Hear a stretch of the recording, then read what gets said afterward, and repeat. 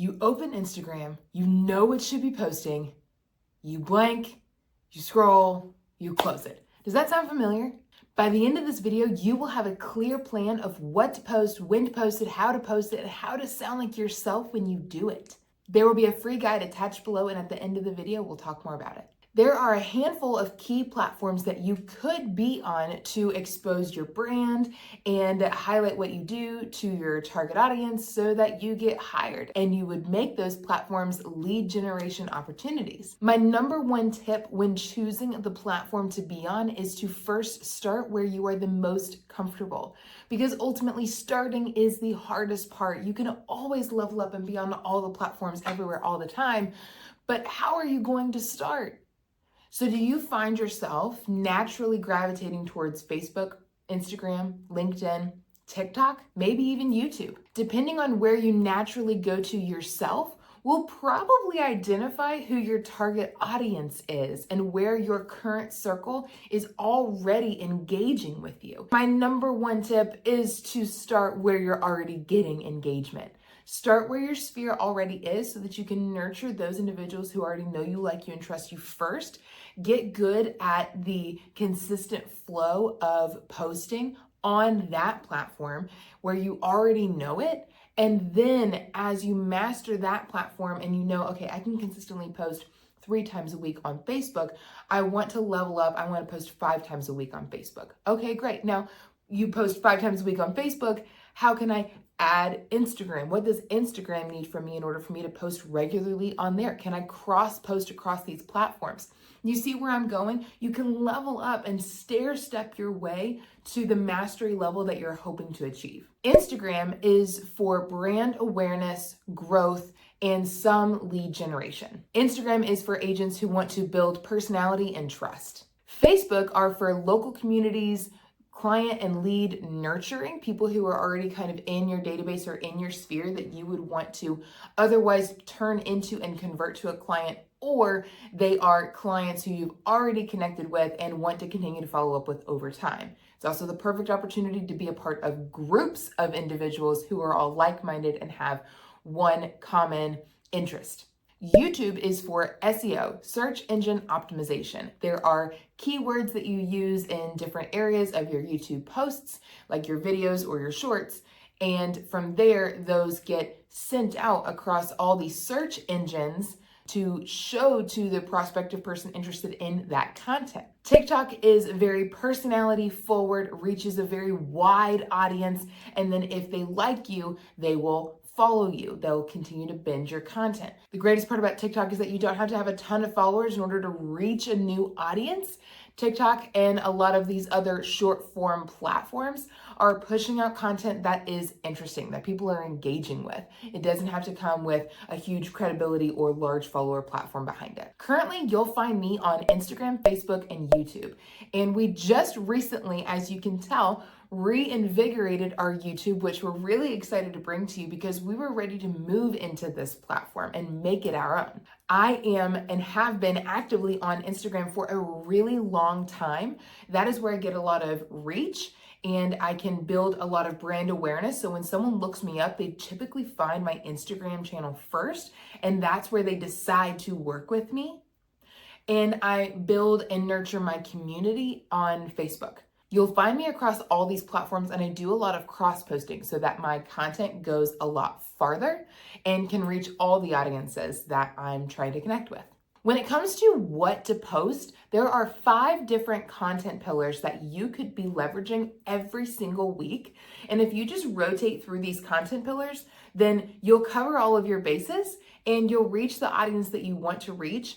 Get them to convert to knowing you, liking you, and trusting you just from the content that you post, and then ultimately transition that into an actual conversation, which turns them into a client. You'll want to show your personal side, who you are as a human and what your interests are, to let them know that you're not a robot. You're not just going to take them through a transactional process. You are there to be with them in this emotional and challenging and potentially stressful transition to the next chapter of their life.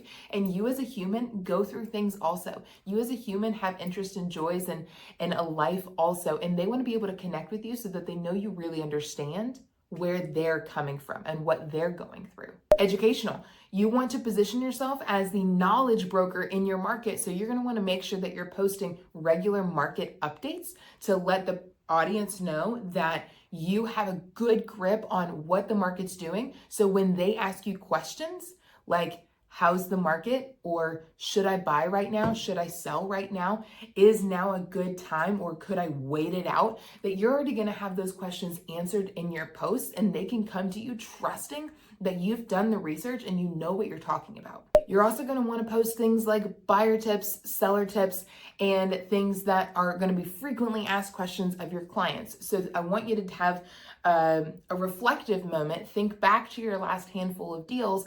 And what were the common questions that you got every single time?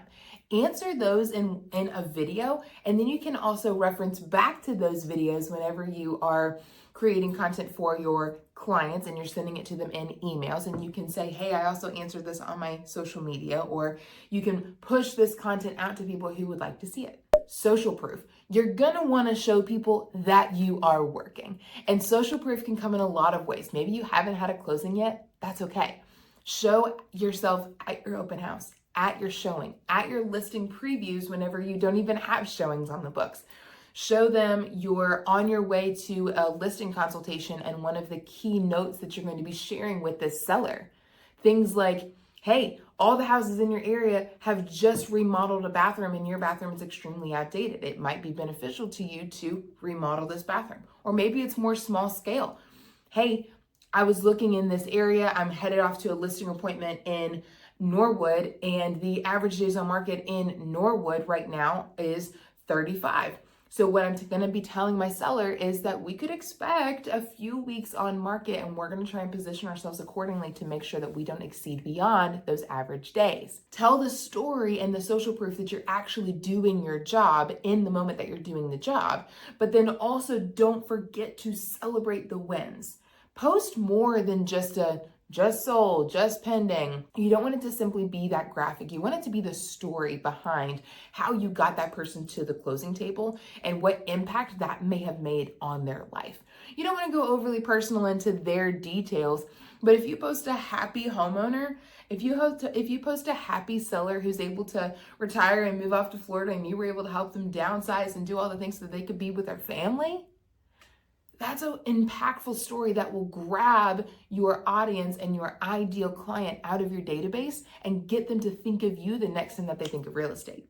And one of the best buckets that you can possibly post about is community. Showing that you are the local community expert is a wonderful way to position yourself as the person to go to, the real estate agent to go to in your market, because you know where to go if something is needed. You know where the best coffee is. You know where the best shops are. You know what that development is doing over there, and you've shared that information with them. They're going to start going to you as that resource of what's coming next. And that not only gives you a more high touch conversation starter, where a lot of people are going to be interested in what you have to say, so they're going to be more interested in hearing you say it, but it's also going to give you that bingeable content, that searchable content, where if someone's moving to the area, you're going to have been able to locally tag those posts and say, looking to move to Fort Thomas? Boom. Anybody who is looking to relocate to Fort Thomas is going to find your video. And don't forget, our free guide at the end of the video describes all of these. Okay, the number one complaint that I get about starting social media, posting on social media or whatever is, how on earth am I going to be consistent with it? I'm trying to go to my appointments. I'm trying to do all this stuff. I'm trying to make my calls. I'm trying to do all these things. How could I possibly be consistent with my social media posting? And it's start with what is attainable to you. If that's posting 3 times a week because every Monday, Wednesday, Friday, you have from 1 to 2 p.m. conveniently available, block it on your calendar as your social media posting time. You're going to want to put on your calendar the event of post on social media, 30 minutes of engagement. If you do that and you follow the content pillars that we just talked about, you will be able to post consistently on your social media. The weekly posting plan in our guide goes as follows. On Monday, market update. Keep it quick with 3 key points about the market and what it's doing. End with a call to action and how that impacts them. That way they have a good understanding of what these numbers could possibly mean for their real estate journey. Tuesdays, personal, your story, your why, what you did, day in the life, something personal to you, even if it's just a recent family snapshot, giving that human effect. On Wednesday, go to your favorite local coffee every single Wednesday and post about it. And maybe you actually want to change it up. Go to a new coffee spot, have a coffee series. Say, I got a poll from my Instagram stories of all of your favorite local coffee shops, and I'm going to visit them 1 per week, and I'm going to let you know what I think about it. People are going to love that. You're going to tag the coffee shop on Wednesday and tag them in your post. That way you get their reach, and anybody who looks them up is going to see your post. You're also going to then be able to do like geographic things that happen in the algorithm, as well as you get the bonus points of highlighting a local coffee spot, which everybody loves to go to. Maybe you also do this for stores, for restaurants, for the library, for community amenities.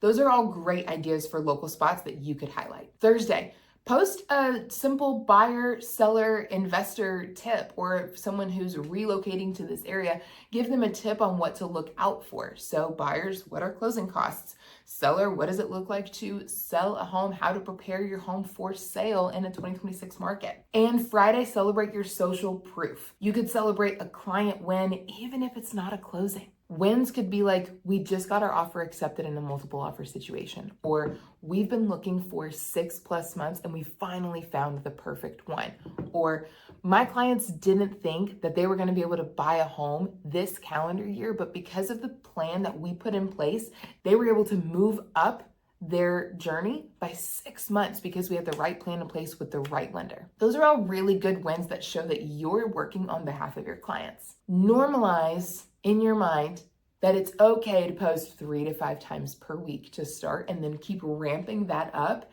until you get to the level of posting that you want to get to, and find that expert level activity on your platform, and then grow from there.